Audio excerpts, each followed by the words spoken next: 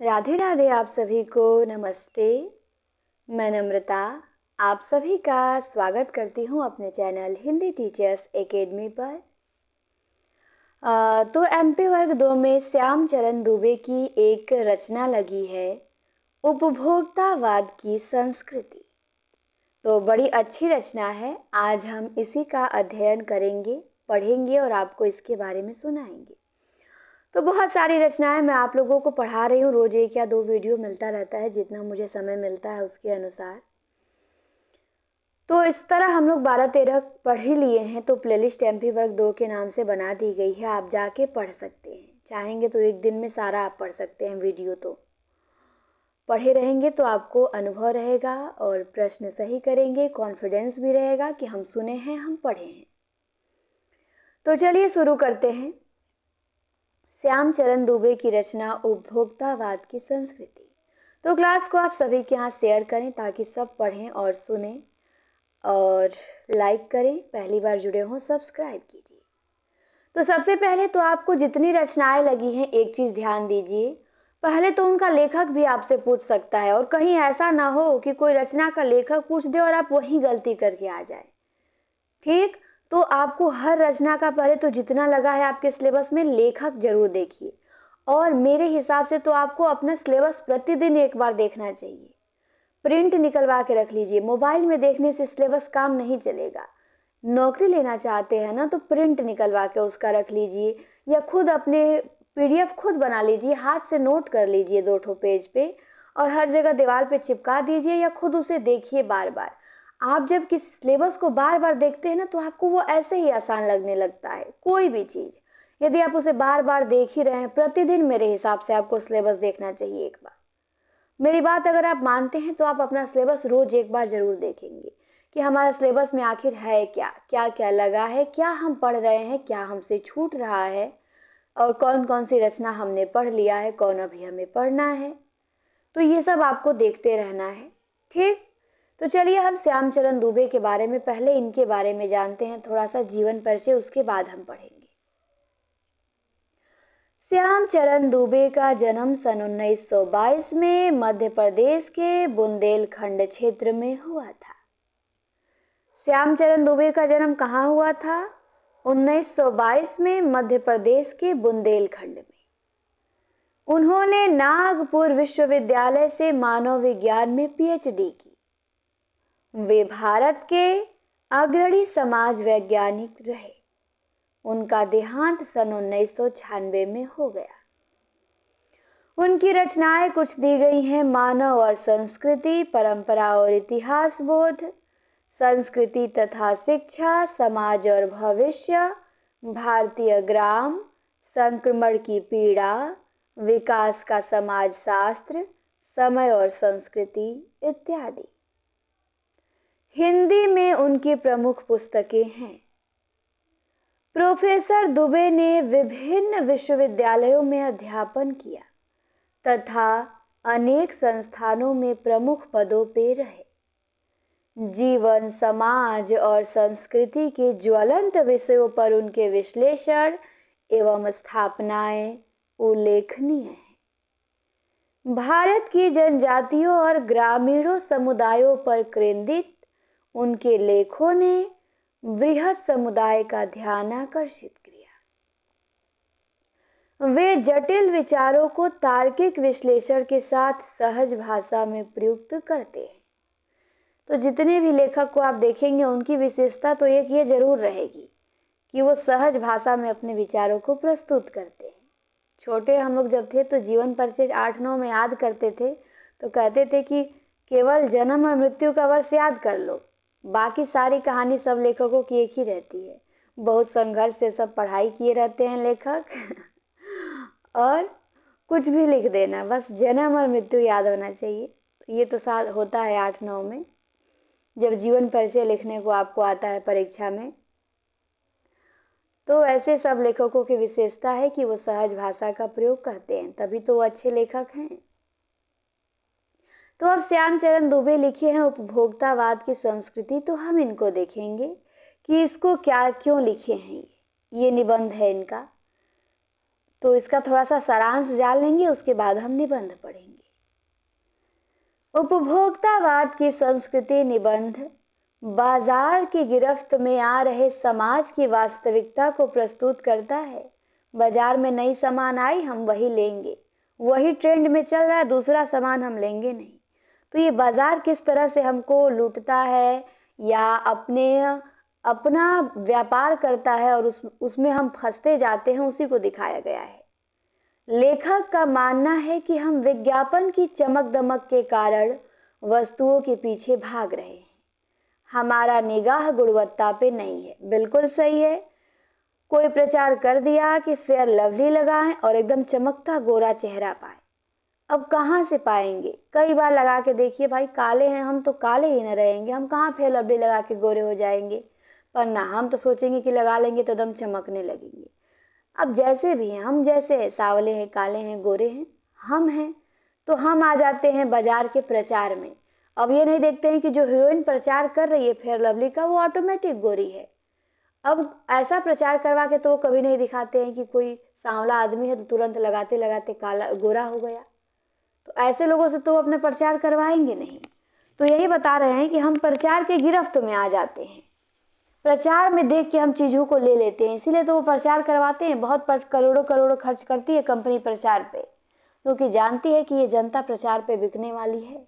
हम क्वालिटी नहीं देखते हैं, कोई मतलब नहीं। आप कोई क्रीम लिए हैं, साबुन लिए हैं, कभी पढ़ते हैं किस किस चीज़ से बना है, क्या क्या उसका उपयोग है, कौन कौन उसको यूज कर सकता है? नहीं, हम बस देख लेंगे कि किस पे किस हीरोइन का फोटो बना है, लेके आ जाएंगे। तो यही कहते हैं कि हमारी निगाह गुणवत्ता पे नहीं है। संपन्न और अभिजन वर्ग द्वारा प्रदर्शनपूर्ण जीवन शैली अपनाई जा रही है, जिसे सामान्य जन भी ललचाई निगाहों से देखते हैं। अब बता रहे हैं कि जो संपन्न हैं, अमीर हैं, वो तो इस जीवन शैली को अपना ही रहे हैं, लेकिन जो सामान्य हैं, जिनके पास उतना नहीं है, वो भी बहुत ललचते हैं कि काश हम भी महंगी वाली क्रीम लगा लेते, और जैसे पैसा होता है तुरंत जाके बाजार में बुलाते हैं वो भी। तो वो भी ललचाई निगाहों से देखते हैं, और यह सभ्यता के विकास की चिंताजनक बात है जिसे उपभोक्तावाद ने परोसा है। लेखक की यह बात बड़ी महत्वपूर्ण है कि जैसे जैसे यह दिखावे की संस्कृति फैलेगी, समाज में अशांति और विषमता भी बढ़ेगी।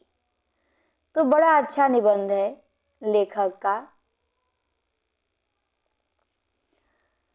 उपभोक्तावाद मतलब आप समझेंगे कि उपभोक्तावाद होता क्या है, तो ये भी मैं बता दूं। उपभोक्तावाद मतलब बाजार में मिलने वाली जो अच्छी अच्छी चीज़ें होती हैं और जो उनको खरीदा जाता है, वही। तो उपभोक्तावाद के अनुसार ये हमेशा अच्छा हो ऐसा नहीं हो सकता है।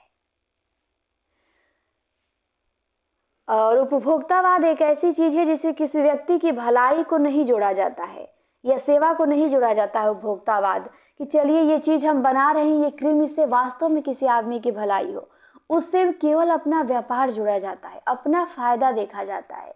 तो अपने फायदे के लिए जो प्रचार किया जा रहा है, जो व्यापार किया जा रहा है समाज में, उसी को उपभोक्तावाद नाम दिया गया है।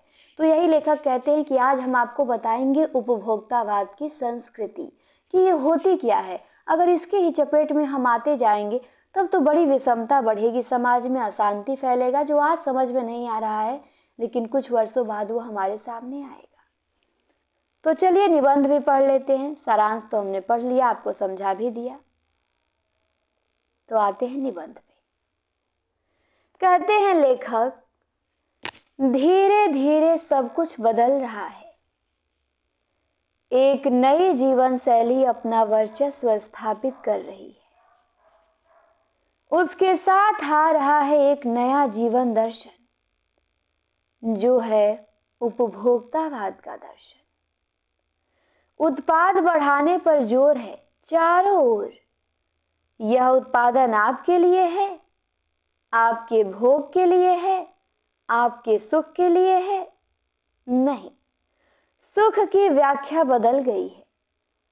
उपभोग भोग ही सुख है।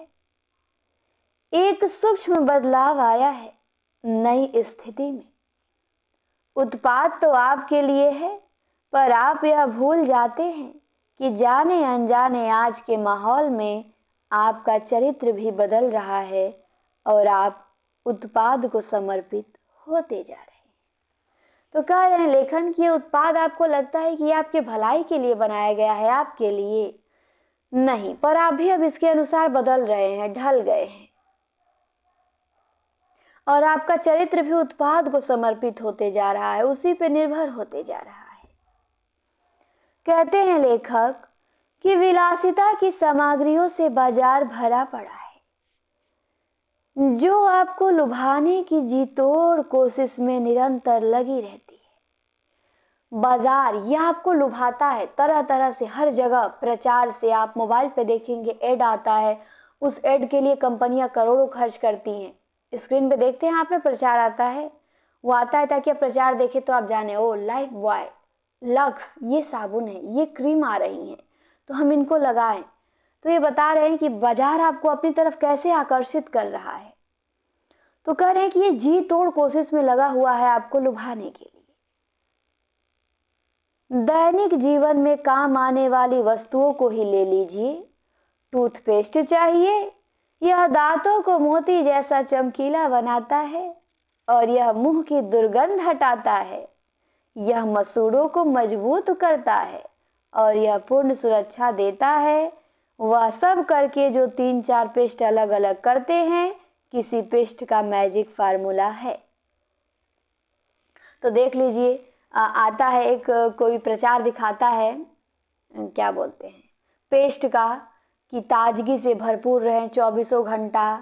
आप अपने साथी के यहाँ जा रहे हैं, आपका एकदम मुंह सुगंधित कर देगा कुछ नहीं करता है, बस लगाएंगे तो मीठा मीठा लगेगा, फिर 2 घंटा बाद वैसे ही हो जाता है।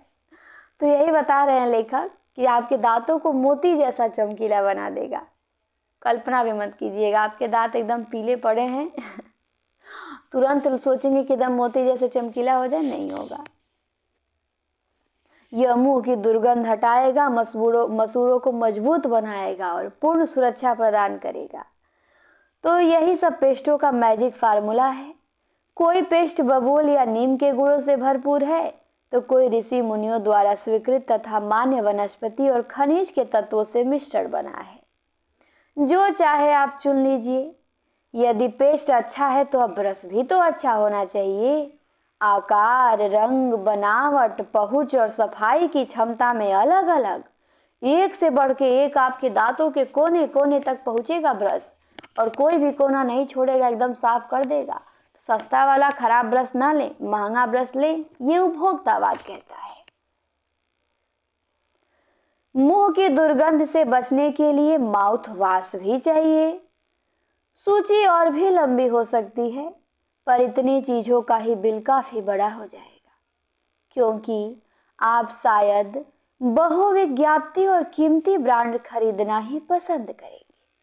अब आप सोचेंगे दम ब्रांड ले जिससे दम तुरंत चमके हमारे दांत, तो महंगा मिलेगा, तो अब इतना काफी हो जाएगा। माउथ वॉश ले, टूथपेस्ट ले, ब्रश ले, तो इतने में आपकी बजट हो जाएगी, तो इससे अधिक आप नहीं लेना पसंद करेंगे, कहते हैं लेखक। पहले देख लीजिए, ये सब नहीं था चीजें, तो क्या लोगों के दांत नहीं थे? आज भी आपने घर में देखिए, आपके जो बड़े बुजुर्ग हैं उनके दांत आपसे अच्छे हैं।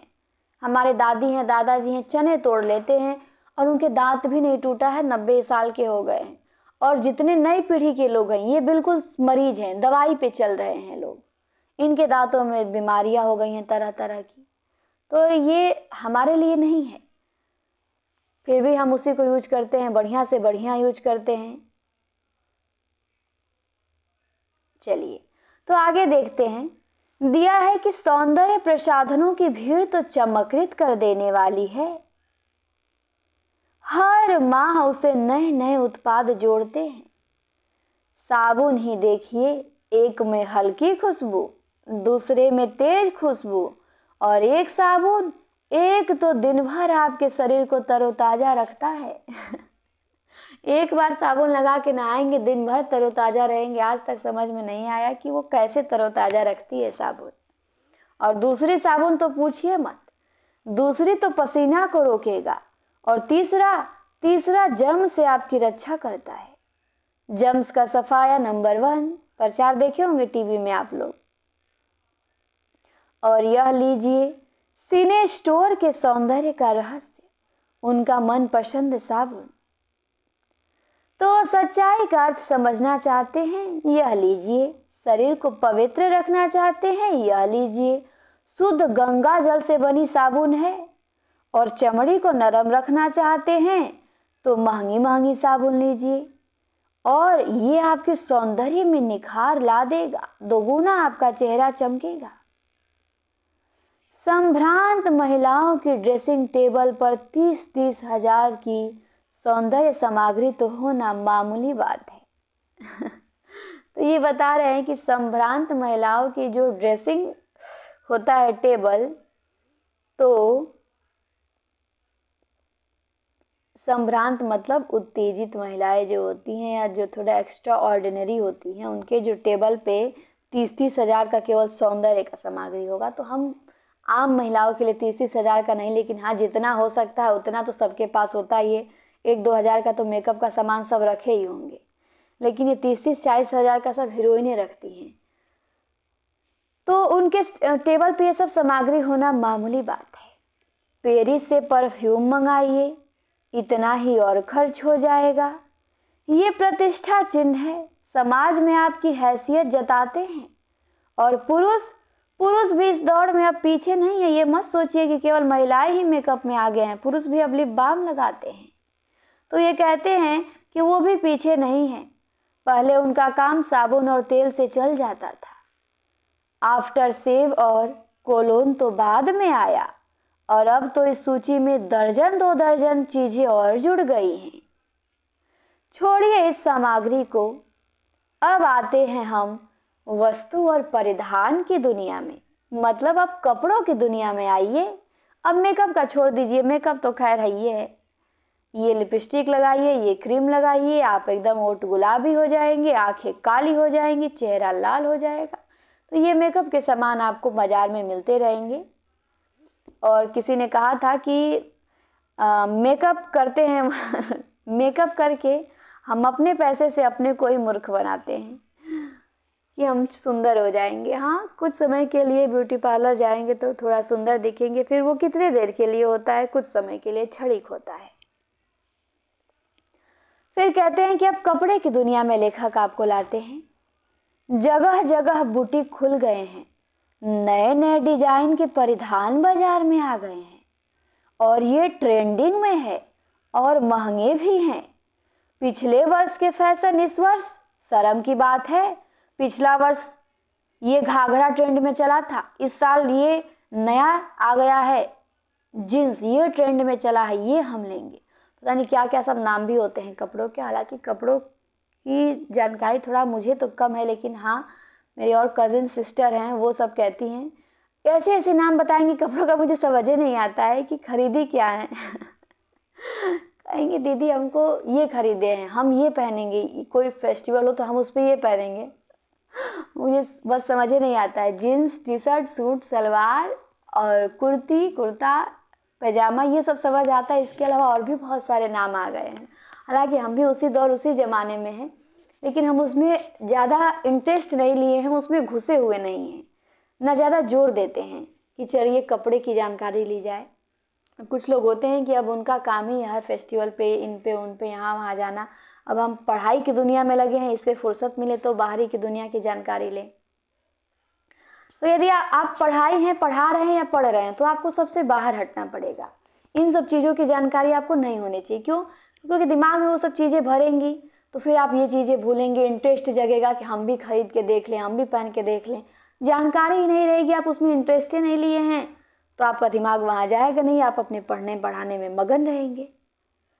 तो कुछ चीज़ आप कर रहे हैं तो आप जो कर रहे हैं, हाँ उस क्षेत्र में आपको जानकारी होना चाहिए। अब मुझे किताबों की जानकारी होती है, कौन लेटेस्ट किताब है, कौन आई है नया, कौन सा पब्लिकेशन बढ़िया है, कौन सी पेन अच्छी है। हर पेन की क्वालिटी मुझे पता रहती है कि ये पेन अच्छी है, ये पेन खराब है, इस पेन से इस पेपर में लिखा जाना चाहिए। तो पेन की, कॉपी की, रफ की, बुक की, इसके लिए मैं सबको सलाह देती हूँ अपने घर में कि ये लो। लेकिन कपड़े का, मेकअप का, इसमें मैं पीछे रहती हूँ। नाम ही नहीं पता चल पाता है क्या क्या नाम आया है। तो वही बात है, जो जिस चीज़ में लगा है उसको उसी की जानकारी होगी और उसको उसी की होनी भी चाहिए, बाकी चीज़ों का नहीं। तो यही लेखक कह रहे हैं कि अब ट्रेंड में आ गया है और महंगा है, तो आप वो नहीं पहनेंगे तो शर्म की बात है। और घड़ी घड़ी पहले बस समय दिखाती थी, उससे यदि यही काम लेना हो तो 400-500 में मिल जाएगी, 150-200 में भी मिल जाएगी। पर घड़ी अब समय दिखाने के लिए नहीं आती है, हैसियत जताने के लिए घड़ी प्रयोग की जाती है। अब घड़ी का काम ही बदल गया है। आप 50-60 रुपए से लाख 1.5 लाख की घड़ी भी ले सकते हैं। संगीत की समझ हो या नहीं, कीमती म्यूजिक सिस्टम जरूरी है। कोई बात नहीं यदि आप उसे ठीक तरह चला भी ना सके, कोई बात नहीं। आपको संगीत की भले जानकारी ना हो, लेकिन आपके पास म्यूजिक सिस्टम जरूर होना चाहिए, बढ़िया से बढ़िया। कंप्यूटर काम के लिए तो खरीदे ही जाते हैं, पर महज दिखावे के लिए उन्हें खरीदने वालों की संख्या भी कम नहीं है। अब कुछ लोगों का तो कंप्यूटर से काम है, खरीद लेते हैं, लेकिन कुछ लोग दिखावे के लिए भी, भैया हम भी आधुनिक हैं, नहीं आता है तो भी कंप्यूटर खरीद के रख लेंगे। और खाने के लिए तो 5 सितारा होटल बन गया है जिसे हम लोग 5 स्टार होटल कहते हैं, लेखक उसी को कहते हैं 5 सितारा होटल। और वहाँ तो अब विवाह भी होने लगा है। अब विवाह भी होगा तो 5 स्टार होटल में होगा। पर ये मानिए 5 स्टार होटल में आप खा के देखिए, चाहे किसी बढ़िया होटल में, मैं तो देखी हूँ 1-2 बार खा के, बढ़िया आपको यहाँ ठेले पे बहुत स्वादिष्ट खिलाएगा। वहाँ खाने के बाद हमेशा मुझे यही लगता है कि पैसा नुकसान हुआ, ना पेट भरता है ना बढ़िया खिलाते हैं सब, पता नहीं क्या, बस सजावट बढ़िया रहेगी उनकी, कुर्सी बढ़िया रहेगी, आप बाहर उससे बढ़िया खा सकते हैं। तो वही है कि अब तो विवाह भी 5 सितारा होटल में होने लगा है। और बीमार पड़ने पे, अब बीमार पड़ने के लिए 5 सितारा अस्पतालों में आइए। अब आप अमीर हो गए हैं तो 5 स्टार अस्पताल में जाइए। सुख सुविधाओं और अच्छे इलाज के अतिरिक्त यह अनुभव काफी समय तक चर्चा का विषय रहेगा।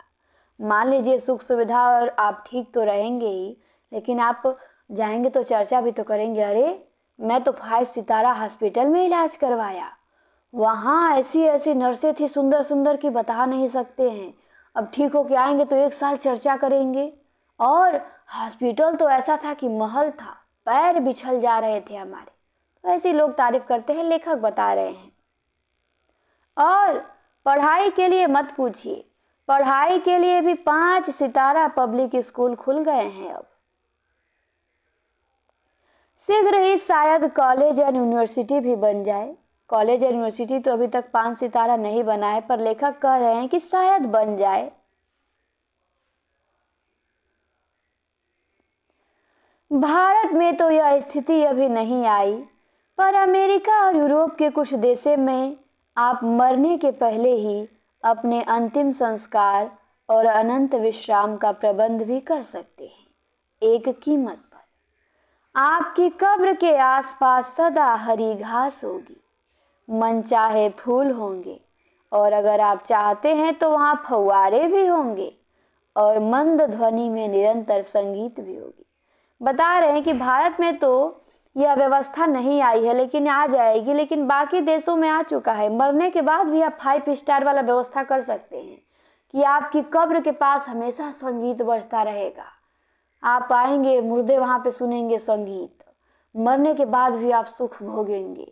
हरा भरा पेड़ रहेगा आपकी कब्र के पास, एकदम खुशबू आता रहेगा तो ये सब व्यवस्था भी है विदेशों में, और भारत में भी एक दिन हो जाएगी, क्योंकि भारत तो पाश्चात्य सभ्यता का ही अनुकरण करके आगे बढ़ रहा है। तो कह रहे हैं कि कल भारत में भी यह संभव हो सकता है जो आज अमेरिका में हो रहा है।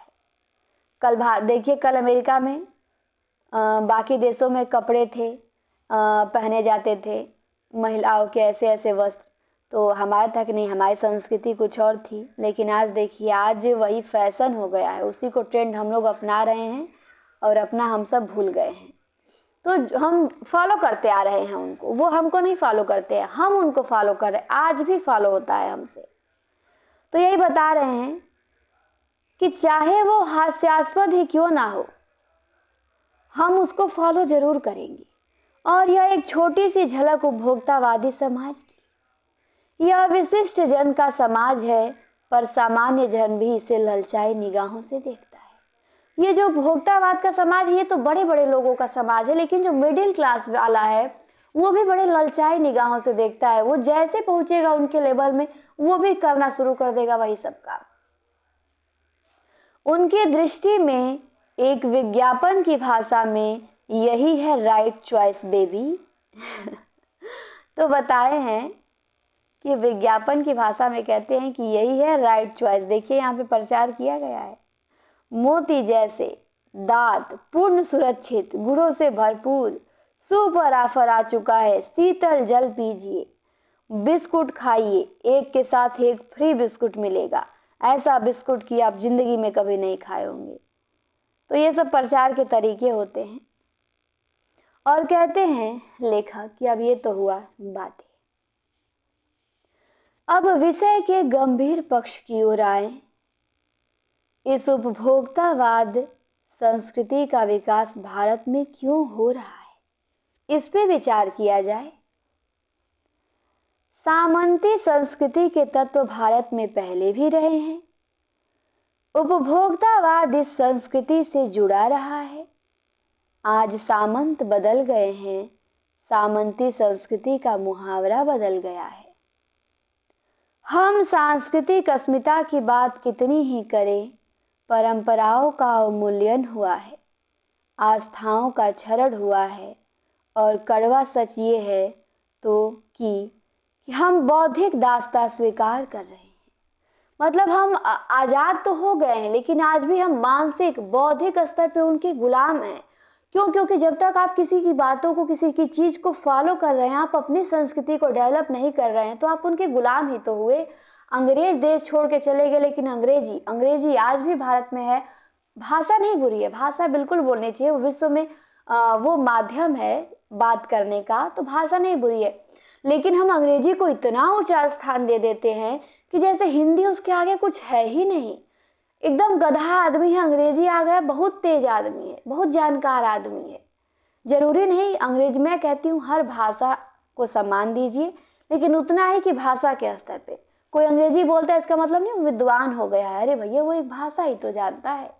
हमारे बच्चे अंग्रेजी नहीं जानते हैं तो जीवन में कुछ जान ही नहीं पाए हैं। हम हिंदी को उतना वैल्यू नहीं देते। हिंदी आपको आती है, अच्छा कोई बात नहीं, अंग्रेजी आए तो आपका भाव बढ़ जाएगा वहां पे। तो ये आजकल का कल्चर है। वेस्टर्न कपड़े हम लोग अपना रहे हैं, वहां पे जैसे देखिए सब चीजें सेलिब्रेट की जाती है, हम वही कर रहे हैं। हाँ, वहां की अच्छी चीजें हम नहीं लेते हैं कि वो लोग पढ़ाई में कितना डेवलप हो रहे हैं, वो हम नहीं सीख रहे हैं कि पढ़ाई में कैसे डेवलपमेंट वो पा रहे हैं, कितना विकास उनको हो रहा है। बाकी चीज़ों में, खेल कूद में वो क्यों हमेशा आगे रहते हैं, हमेशा क्यों ओलंपिक में सबसे अधिक मेडल विदेशों में ही जाते हैं, हमारे भारत में क्यों नहीं आते हैं। ये सब चीज़ तो हमको नहीं फॉलो करना। हमको तो केवल उनका कपड़ा फॉलो करना है, उनका खान पान फॉलो करना है, उनकी भाषा फॉलो करनी है। बाकी वो कैसे विकास कर रहे हैं ये नहीं हमको फॉलो करना है। तो इसीलिए हम पिछड़ जाते हैं ना। देखिए ओलंपिक में कितना कम मेडल आता है भारत का, 3, 4, 5। वर्ल्ड कप होता है, हार जाती है टीम हमारी, और वही विदेश की टीम हो मेडल लेके जाती है। ओलंपिक में सबसे 200 मेडल, यहाँ भारत में 2 गोल्ड मेडल नहीं आ पाता है, 1 गोल्ड मेडल नहीं आया इस बार ओलंपिक में, और कोई देश 20-20 गोल्ड मेडल लेके गया।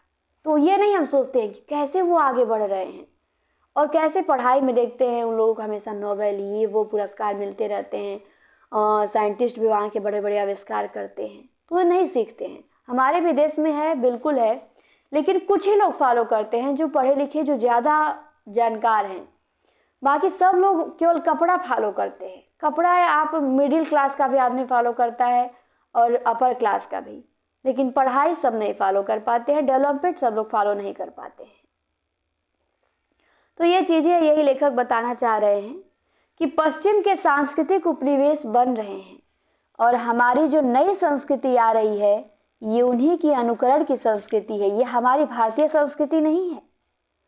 हम आधुनिकता के झूठे प्रतिमान अपनाते जा रहे हैं, मॉडर्न जमाना है। प्रतिष्ठा की अंधी प्रतिस्पर्धा में जो अपना है उसे खोकर छद्म आधुनिकता की गिरफ्त में आते जा रहे हैं और संस्कृति की नियंत्रक शक्तियों को छीड़ हो जाने के कारण हम दिग्भ्रमित हो रहे हैं। हमारा समाज ही अन्य निर्देशित होता जा रहा है। विज्ञापन और प्रसार के सूक्ष्म तंत्र हमारी मानसिकता बदल रहे हैं। उनमें सम्मोहन की शक्ति है और वशीकरण की भी। अतः इस संस्कृति के फैलाव का परिणाम क्या होगा, यह गंभीर चिंता का विषय। अगर हम इसी तरह आंख बंद करके केवल उनका अनुकरण करते रहें, अपनी संस्कृति अपने कल्चर को हम पीछे छोड़ेंगे, तो इसका परिणाम क्या होगा। हमारे सीमित संसाधनों का घोर अपव्यय हो रहा है। जीवन की गुणवत्ता आलू के चिप्स से नहीं सुधरती है और न ही बहुविज्ञापित शीतल पेयों से, भले ही वो अंतरराष्ट्रीय हो। अब सोचिए, अब आप शीतल पेय एक बोतल खरीदेंगे 20 रुपया, तो क्या आपका जीवन उसी 20 रुपये के बोतल से या 40 रुपये के बढ़िया बढ़िया से बोतल से चला जाएगा। 120 रुपया 200 का भी पानी का बाटल आता है। आपका पेट, आपका प्यास बुझेगी आप ही के पानी से, आप जीवन भर उसी को पिएंगे, तो फिर आपको क्यों उसको वरीयता दे रहे हैं। तो बता रहे हैं ये। और आलू का जो चिप्स है, तो क्या आप चिप्स खा के जीवन गुजार सकते हैं? नहीं, आपको आलू पे आना ही पड़ेगा, लेकिन हम चिप्स पे जा रहे हैं। फिर बता रहे हैं कि पिज्जा और बर्गर कितने ही आधुनिक हो, वे कूड़ा खाद्य हैं। आप 1 महीना लगातार पिज्जा बर्गर खा के देखिए, ना आपकी हालत खराब, ना आप बीमार पड़े, ना आप हॉस्पिटल में गए, तो फिर बात क्या। समाज में वर्गों की दूरी बढ़ रही है, सामाजिक सरोकारों में कमी आ रही है और जीवन स्तर का यह बढ़ता अंतर आक्रोश और अशांति को जन्म दे रहा है। जैसे जैसे दिखावे की यह संस्कृति फैलेगी, सामाजिक अशांति भी बढ़ेगी। हमारी सांस्कृतिक अस्मिता का हास तो हो ही रहा है, हम लक्ष्य भ्रम से भी पीड़ित हैं। विकास के विराट उद्देश्य से पीछे हट रहे हैं। हम झूठी तुष्टि के तात्कालिक लक्ष्यों का पीछा कर रहे हैं। मर्यादाएं टूट रही हैं, नैतिक मानदंड ढीले पड़ रहे हैं और व्यक्ति केंद्रता बढ़ रही है। स्वार्थ परमार्थ पर हावी हो रहा है। भोग की आकांक्षाएं आसमान छू रही हैं और किस बिंदु पे रुकेगी यह दौड़, कुछ नहीं कहा जा सकता। गांधी जी ने कहा था कि हम स्वस्थ सांस्कृतिक प्रभाव के लिए अपने दरवाजे खिड़की खुले रखें, पर अपनी बुनियाद पर कायम रहें। वो कहते हैं कि आप स्वस्थ सांस्कृतिक प्रभाव के लिए बिल्कुल अपने दरवाजे खिड़की खुले रखिए। जो चीज, जो संस्कृति स्वस्थ है, पुष्ट है, विकसित है, उसको आप अपनाइए, लेकिन अपनी बुनियाद जो है आप उस पर कायम रहे, उसको छोड़ के आप उस पर मत जाइए। और उपभोक्ता संस्कृति हमारी सामाजिक नींव को ही हिला रही है और यह एक बड़ा खतरा है। भविष्य के लिए यह एक बहुत बड़ी चुनौती है। तो यही था उपभोक्तावाद की संस्कृति। उम्मीद करते हैं कि आपको समझ में आया होगा। देखिएगा, एक दिन ये अभियान चलेगा कि चलो अपने पुराने संस्कृति पे चलो। जैसे कहा था ना, वेदों की ओर लौटो, नारा दिया था किसी ने, तो फिर नारा देना पड़ेगा, चलो अपनी पुरानी संस्कृति की ओर लौटो। जब हम लोग एकदम आगे बढ़ जाएंगे, इस दौर में इतना आगे निकल जाएंगे कि अब ये संस्कृति पतन के कगार पे आ जाएगी, तब फिर कोई आएगा जननायक और नारा देगा कि अब पीछे लौटो, फिर हमें अपने संस्कृति पे ही आना पड़ेगा।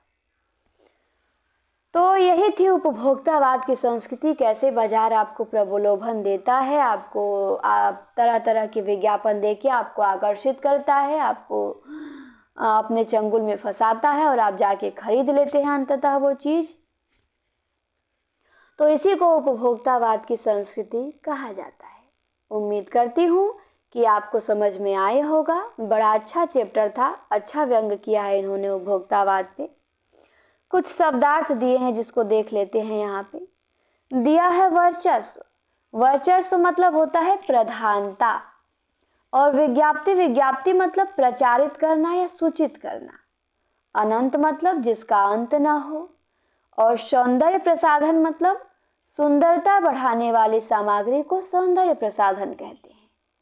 और परिधान, परिधान मतलब वस्त्र। अस्मिता, अस्मिता मतलब अस्तित्व या पहचान। और अवमूल्यन मतलब अपने मूल्य को गिरा देना, उसी को हम कहते हैं अवमूल्यन। और क्षरण मतलब होता है नाश। उपनिवेश, उपनिवेश का क्या अर्थ होता है? तो वह विजित देश जिसमें विजेता राष्ट्र के लोग आकर बस गए हों, उसे हम कहते हैं उपनिवेश। और प्रतिमान मतलब मानदंड। प्रतिस्पर्धा मतलब होड़। छद्म, बनावटी।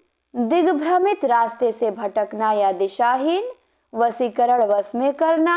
अपव्यय मतलब फिजूल खर्ची, तात्कालिक, उसी समय का। परमार्थ मतलब दूसरों की भलाई। स्वार्थ मतलब अपनी भलाई, परमार्थ मतलब दूसरों की भलाई। अब देखिए दिया है यह भी जाने, तो ये भी आप लोग जान लीजिए कि सांस्कृतिक अस्मिता का प्रयोग हुआ है वाक्य में। तो ये सांस्कृतिक अस्मिता होती क्या है? तो अस्मिता से तात्पर्य है पहचान। हम भारतीयों की अपनी एक सांस्कृतिक पहचान है और यह सांस्कृतिक पहचान भारत की विभिन्न संस्कृतियों के मेल जोल से बनी है। इस मिली जुली सांस्कृतिक पहचान को ही हम सांस्कृतिक अस्मिता कहते हैं। फिर दिया है सांस्कृतिक उपनिवेश मतलब विजेता देश जिन देशों पर अपना प्रभुत्व स्थापित करता है, वे देश उसके उपनिवेश कहलाते हैं।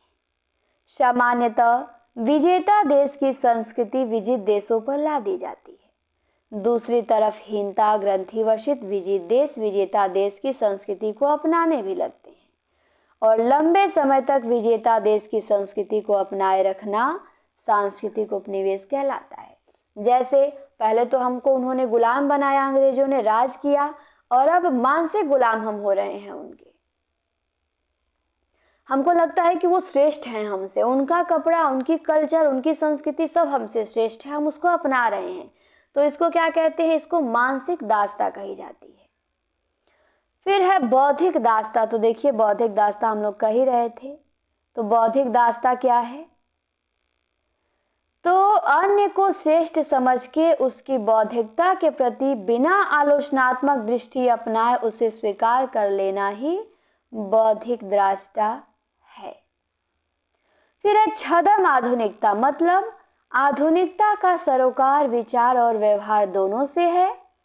केवल मतलब बता रहे लेखक कि आधुनिकता केवल आप जो देख रहे हैं मेकअप करना, कपड़े पहनना, यह आधुनिकता नहीं है। आप विचारों में आधुनिकता लाइए, उसमें तो आ ही नहीं रहा है। विचार तो आपके कुछ है ही नहीं, कोई तर्क ही नहीं अपना लोगों के पास रह गया है। तो यही कह रहे हैं छद्म आधुनिकता जो केवल कपड़ों में दिखाई देती है। असली आधुनिकता तो आपके विचारों में होती है, आपके तर्क में होती है। आप अपने विचार से आधुनिक बनिए। तो यही लेखक बताए हैं छद्म आधुनिकता को कि जब हम आधुनिकता को वैचारिक आग्रह के साथ स्वीकार न करके उसे फैशन के रूप में अपना लेते हैं तो वह छद्म आधुनिकता कहलाती है। तो इस प्रकार हमारा ये समाप्त होता है। अब हम इस क्लास को यहीं पे समाप्त करते हैं। समझ में आ गया होगा आप लोगों को श्यामचरण दुबे का उपभोक्तावाद की संस्कृति। क्लास कैसी लगी कमेंट में आप सभी हमें ज़रूर बताएंगे और पीछे की सारी क्लासें आप प्लेलिस्ट में जाके देख सकते हैं। फिर मिलते हैं आपसे हम अगली क्लास में। क्लास देखने के लिए आप सभी को बहुत बहुत धन्यवाद।